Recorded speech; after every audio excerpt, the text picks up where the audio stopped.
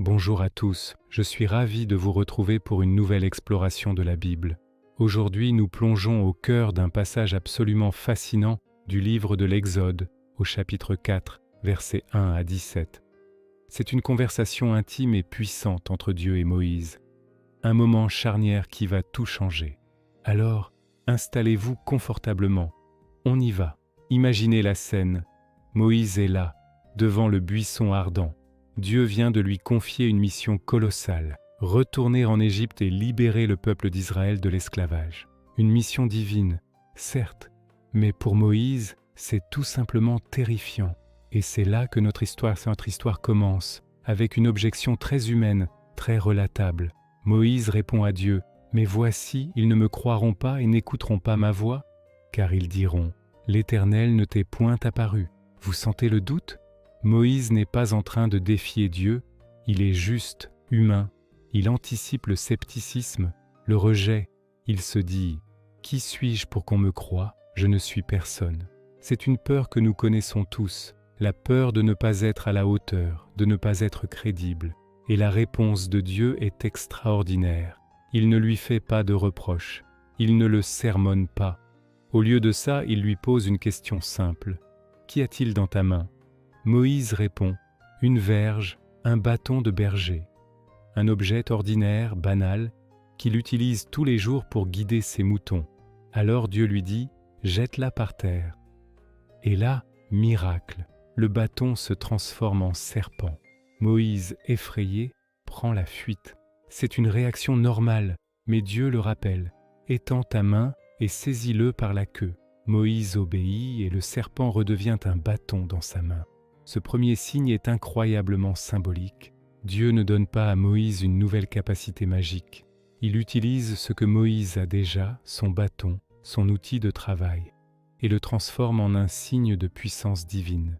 Le message est clair. Moïse, je vais utiliser qui tu es et ce que tu as déjà. Tu n'as pas besoin d'être quelqu'un d'autre. C'est avec tes propres outils, mais avec ma puissance, que nous allons accomplir cette mission. C'est une leçon pour nous tous. Dieu n'attend pas de nous des choses extraordinaires que nous n'avons pas. Il veut simplement utiliser ce qui est déjà dans notre main, nos talents, nos ressources, même les plus simples, pour faire son œuvre. Mais Dieu ne s'arrête pas là. Il sait que le doute de Moïse est profond. Il lui donne un deuxième signe. « Mets ta main dans ton sein. » Moïse s'exécute. Et quand il la retire, sa main est couverte de lèpre, blanche comme la neige. L'image est forte, la lèpre étant à l'époque une maladie redoutée, synonyme d'impureté et d'exclusion. Puis Dieu lui dit de remettre sa main dans son sein. Il le fait et sa main redevient saine. Ce deuxième signe est encore plus personnel. Il touche directement au corps de Moïse. Dieu montre qu'il a le pouvoir sur la vie et la mort, sur la maladie et la guérison. Il dit à Moïse, « Si le premier signe ne suffit pas, celui-ci qui te touche personnellement les convaincra. Ils verront que la puissance qui est avec toi est une puissance de restauration, de vie. Et comme si ça ne suffisait pas, Dieu ajoute un troisième signe potentiel. S'ils ne croient bon pas encore à ces deux signes, tu prendras de l'eau du fleuve, tu la répandras sur la terre, et l'eau deviendra du sang. Le Nil, source de vie pour l'Égypte, se transformera en symbole de mort. C'est une prophétie des plaies à venir. Un avertissement de la puissance redoutable de Dieu. On pourrait penser que Moïse est maintenant rassuré, prêt à partir. Mais non. Le doute persiste et il se déplace. Ce n'est plus « ils ne me croiront pas, mais je ne suis pas capable ». Écoutez bien sa réponse. « Ah, Seigneur, je ne suis pas un homme qui ait la parole facile, et ce n'est ni d'hier ni d'avant-hier, ni même depuis que tu parles à ton serviteur, car j'ai la bouche et la langue pesantes. C'est le syndrome de l'imposteur dans toute sa splendeur. Je ne suis pas assez éloquent, je n'ai pas le charisme, je ne sais pas parler en public. Combien de fois nous sommes-nous dit ça ? Je ne suis pas assez bon, pas assez intelligent, pas assez qualifié pour faire ce que Dieu me demande. » Moïse est en train de se focaliser sur ses faiblesses, sur ce qu'il perçoit comme un handicap majeur. La réponse de Dieu est l'un des versets les plus puissants de la Bible. C'est un mélange de patience et d'impatience divine. Dieu lui dit, « Qui a fait la bouche de l'homme et qui rend muet ou sourd, voyant ou aveugle ? N'est-ce pas moi, l'Éternel ? En d'autres termes, Moïse, tu te concentres sur ta bouche, mais c'est moi qui l'ai créé. Ton prétendu défaut ne me surprend pas, il fait partie de mon plan. Puis vient la promesse incroyable. Va donc, je serai avec ta bouche, et je t'enseignerai ce que tu auras à dire. Ce n'est pas « je vais te guérir de ton bégaiement » ou « je vais te transformer en grand orateur ». C'est « je serai avec ta bouche ».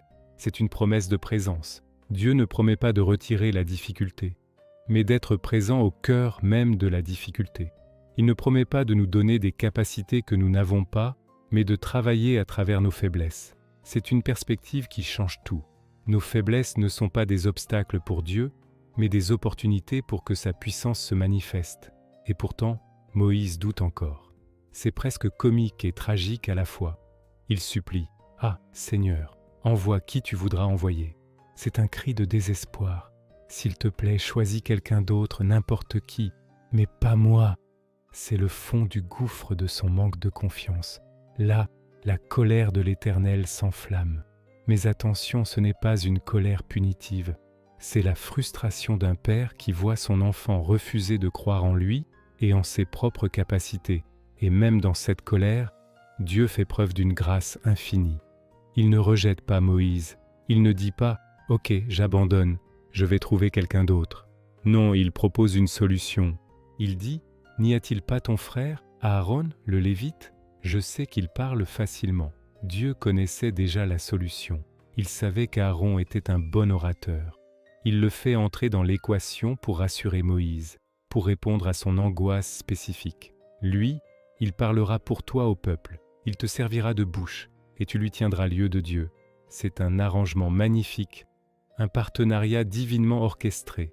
Moïse recevra les paroles de Dieu et Aaron les transmettra. Moïse sera le stratège, Aaron le communicant. Dieu ne remplace pas Moïse, il lui adjoint un partenaire. Il ne contourne pas sa faiblesse, il la complète avec la force d'un autre. C'est une magnifique illustration de ce qu'est la communauté, le corps de Christ. Nous ne sommes pas appelés à tout faire seuls. Nos faiblesses sont comblées par les forces des autres et vice-versa. Finalement, Dieu conclut en rappelant l'essentiel. Prends dans ta main cette verge, avec laquelle tu feras les signes. Tout revient à ce bâton, l'instrument ordinaire qui est devenu le symbole de la puissance de Dieu. C'est comme si Dieu disait « N'oublie pas Moïse, ce n'est pas ta force, ce n'est pas l'éloquence d'Aaron, c'est ma puissance qui agira à travers cet objet simple. » Alors Moïse s'en va. Le dialogue est terminé. Il a reçu les signes, la promesse de la présence divine et même un partenaire. Il n'est peut-être pas encore plein d'assurance, mais il a assez de foi pour faire le premier pas. Et c'est tout ce que Dieu demandait. Ce passage est un miroir pour chacun de nous. Il nous parle de nos doutes, de nos peurs, de notre sentiment d'incapacité, mais il nous révèle surtout un Dieu patient, un Dieu qui comprend nos faiblesses et qui ne nous abandonne pas. Un Dieu qui nous dit « Qu'as-tu dans ta main ? Donne-le-moi. Je serai avec ta bouche, et si tu as peur, je te donnerai un frère ou une sœur pour marcher à tes côtés. » C'est un message d'un espoir et d'un encouragement immense. Merci d'avoir suivi cette réflexion avec moi. J'espère qu'elle vous a touché et encouragé. N'hésitez pas à partager vos propres expériences avec le doute et la confiance dans les commentaires. On se retrouve très bientôt pour une autre étude. D'ici là, portez-vous bien. Pensez à vous abonner pour ne rien manquer